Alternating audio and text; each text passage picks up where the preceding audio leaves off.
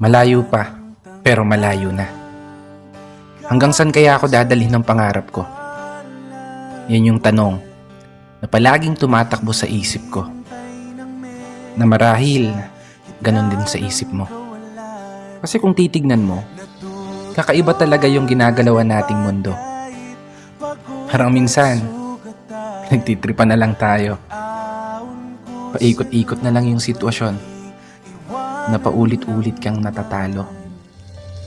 Oo, minsan, may araw na panalo ka, pero mas madalas pa rin yung nadedehado. May oras na gulong-gulo yung isip mo, may panahon naman na pumapabor sa gusto.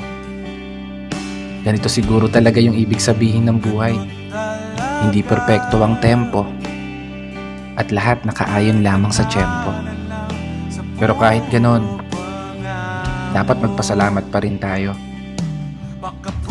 Kasi isipin mo naman, sa likod ng napakaraming beses na pagkatalo mo, eto ka pa rin, nananatiling nakatayo, sinusubukang ipanalo. Bawat laban na ikaw lang yung nakakaalam.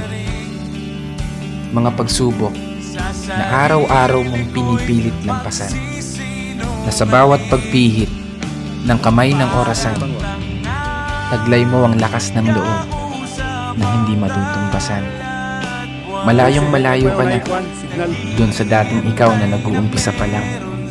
Ibang iba na yung katayuan mo ngayon, di gaya ng nakaraan. Mas matapang ka na, mas matatag ka na, mas kaya mo nang harapin ng mga problema kahit nag-iisa ka. May napatunayan ka na, may naipundar ka na rin kahit papano. At higit sa lahat, may narating ka na.